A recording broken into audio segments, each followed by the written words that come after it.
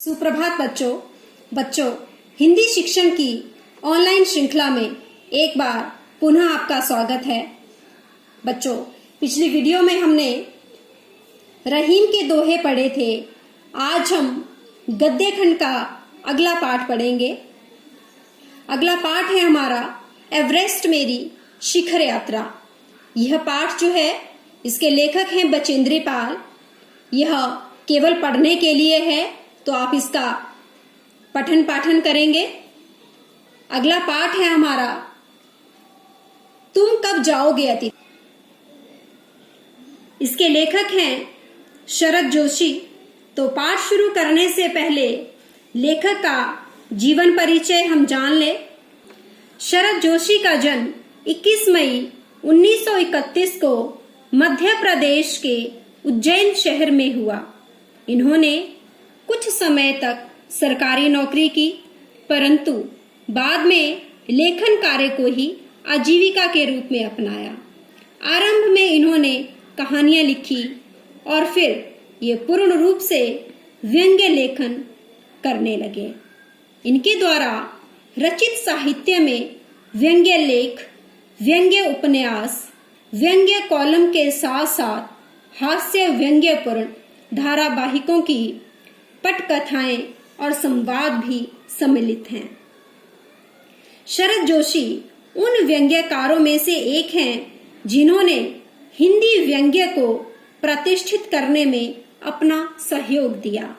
इनकी प्रमुख कृतियां परिक्रमा, किसी बहाने, तिल्लसम, रहा किनारे बैठ, दूसरी स्तर इत्यादि।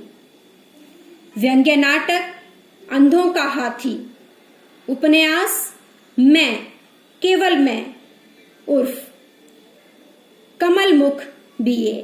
इन रचनाओं की भाषा सरल और सहज थी, जिसमें मुहावरों और हास्य व्यंग्य का पुट दिखाई देता है।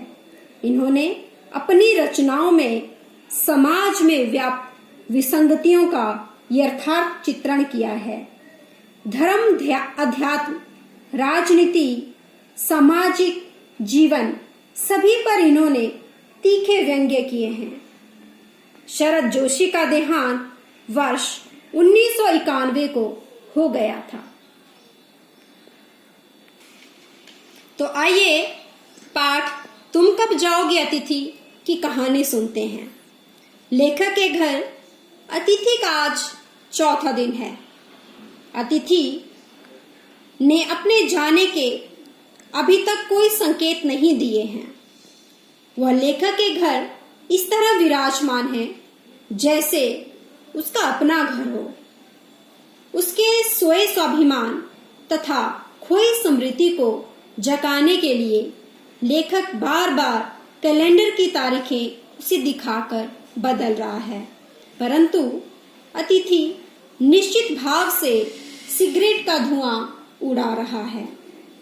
लेखक उसे मन ही मन धुतकार रहा है, बद्दुआ दे रहा है कि अतिथि, यदि तुम्हें मेरी आर्थिक स्थिति समझ आ गई है तो उसी तरह चले जाओ जैसे लाखों मील लंबी यात्रा करने के बाद एस्ट्रोनॉट लौट जाते हैं।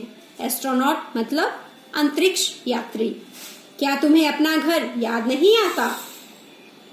अतिथि के घर आने के पहले दिन लेखक और उसकी पत्नी ने दिल खोलकर अतिथि का स्वागत किया था। रात के भोजन को डिनर का रूप दिया ताकि अतिथि मेहमान नवाजी की छाप लिए अगले ही दिन वापस चला जाए, परंतु अतिथि नहीं गया।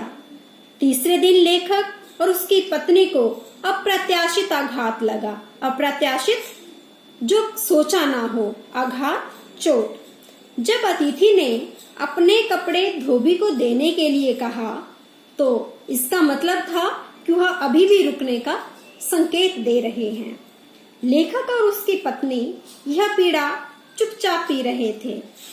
उसकी पत्नी की आंखें जो थी वो प्रश्न पूछ रही थी और जिसके कारण वह बड़ी बड़ी हो रही थी।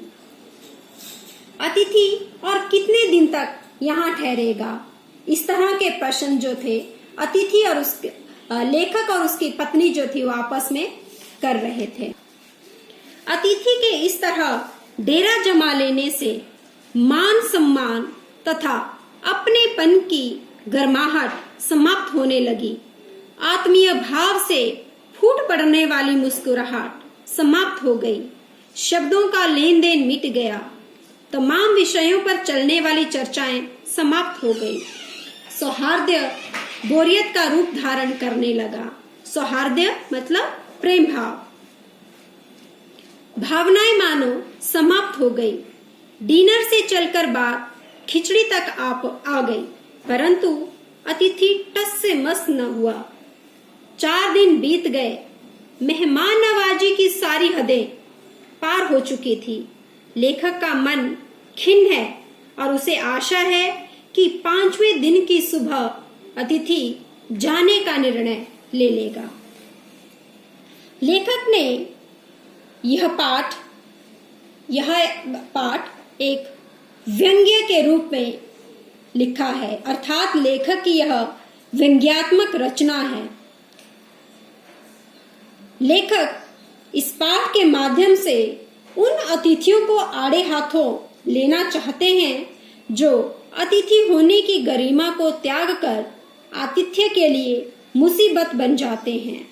जो लोग अपने किसी रिश्तेदार के घर बिना किसी सूचना दिए चले आते हैं और जाने का नाम ही नहीं लेते, भले ही उनका टिके रहना मेहमान नवाजी पर कितना ही भारी क्यों ना पड़ रहा हो। लेखक ने समाज की समस्या को हास परिहास और चुटीली मुहावरेदार भाषा में प्रस्तुत किया है। तो बेटा, उम्मीद है आप सभी को यह कहानी समझ आ गई होगी। तो आप इसका घर में बैठकर स्वयं पठन पाठन करेंगे और अगली बार हम इसकी प्रश्नावली करेंगे। धन्यवाद।